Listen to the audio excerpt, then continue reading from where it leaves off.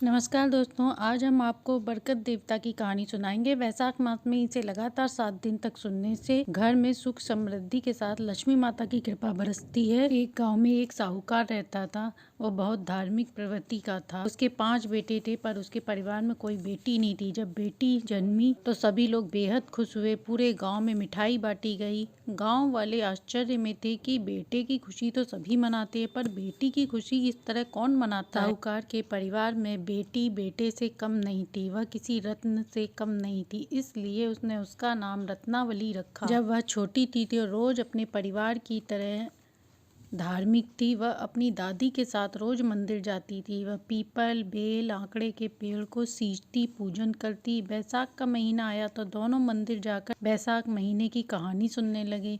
एक दिन कहानी सुनाने वाली ने कहा, मैं आज तुम्हें बरकत देवता की कहानी सुना रही हूँ। इस कहानी को लगातार 7 दिन सुनने से घर में धन धान्य की वृद्धि होती है। इस कहानी का उद्यापन में 7 दिन व्रत रखें व विष्णु मंदिर में बरकत कथा व उद्यापन करें।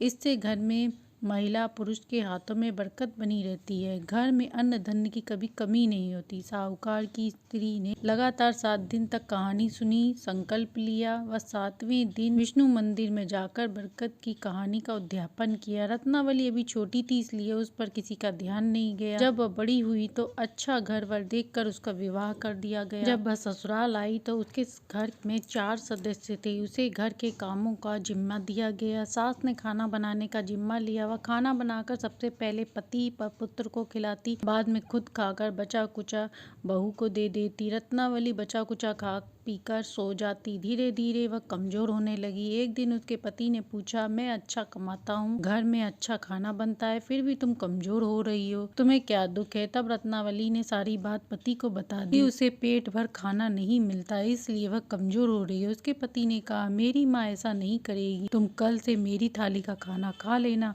और तुम्हारा खाना मैं खा लूंगा। अगले दिन वह बहाना बनाकर खाना ले गया और अपनी पत्नी को खिला दिया। ऐसे ही वह रोज करने लगा, जिससे उसका स्वास्थ्य गिरने लगा और वह कमजोर होने लगा। एक दिन उसकी माँ ने पूछा, बेटा, मैं तुम्हें रोज अच्छा खाना बना के खिलाती हूँ, फिर भी तुम कमजोर क्यों हो रहे हो? तब बेटे ने बताया कि आप जो खाना रत्नावली को देती हो, मैं उसे खाता हूँ। अपना खाना उसे खिला देता हूँ। जो जैसा खाएगा वैसा ही शरीर होगा। माँ, हम 4 ही परिवार में है, तो तुम बचा कुचा खाना रत्नावली को क्यों देती हो? वह भी किसी की बहन बेटी है। तब सास ने बहू को बुलाकर कहा, आज से तुम खाना बनाओगी। फिर उसने कहा, बहुत दिन हो गए मुझे घर को संभालते हुए, अब तुम संभालो। रत्नावली ने धीरे धीरे पकवान बनाए।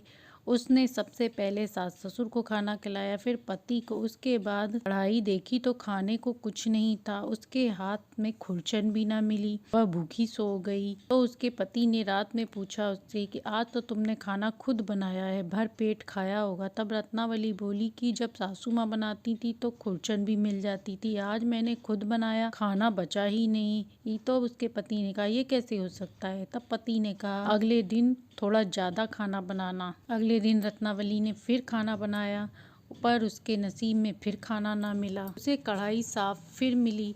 एक दिन सास ने बहू से पूछा कि अब तो तुम खुद खाना बनाती हो, फिर क्यों सूख रही हो? तब बहू ने सारी बात सास को बताई। तब सास को आश्चर्य हुआ कि ये कैसे हो सकता है। तब सास ने अपने बेटे से कहा, तुम कुछ दिन के लिए बहू को उसके मायके ले जाओ, शायद वहाँ कुछ खा पीकर इसका स्वास्थ्य सही हो जाए। अगले दिन उसका पति उसे उसके मायके लेकर आ गया। रत्नावली की ऐसी हालत देखकर उसके माता पिता ने उसके दुख का कारण पूछा। तब रत्नावली ने सारी बात बता दी और कहा, मेरे हिस्से में अन्न देवता लिखे ही नहीं है। मेरी सास खाना बनाती थी तो मुझे खुरचन खाने को मिल जाती थी, पर अब तो मैं स्वयं खाना बनाती हूँ, ज्यादा से ज्यादा खाना बनाती हूँ, फिर भी मेरे हिस्से में कुछ नहीं बचा। अन्न देवता मुझसे रूठ गए हैं। तब उसकी दादी व माँ को बात समझ में आई और उन्होंने उसे बरकत देवता की कहानी सुनने, व्रत व उद्यापन करवाने का निश्चय किया। इस तरह 7 दिन व्रत पूजन करवाया। 8वें दिन विष्णु भगवान के मंदिर में बरकत देवता का उद्यापन करवाया। फिर वह मायके से ससुराल बहुत सारा धन लेकर आई। उसने सारी बात अपनी सास को बताई। कि कैसे उसने व्रत पूजन उद्यापन किया। उसने कहा, आज से माँ आपको 8 दिन तक कहानी सुनाऊंगी। आप गारा भरना। रत्नावली ने सास से खाना खाने को कहा तो सास ने कहा, बहू तो भूखी रहती है, हम कैसे खाना खाएं। फिर रत्नावली ने 7 दिन लगातार कहानी सुनाई। कहानी उसके पति व ससुर ने भी सुनी। 8वें दिन व्रत का उद्यापन किया। उद्यापन में नारियल, मिश्री, फल फूल, मिठाई का भोग लगाया। सभी ने भगवान से बरकत की प्रार्थना की।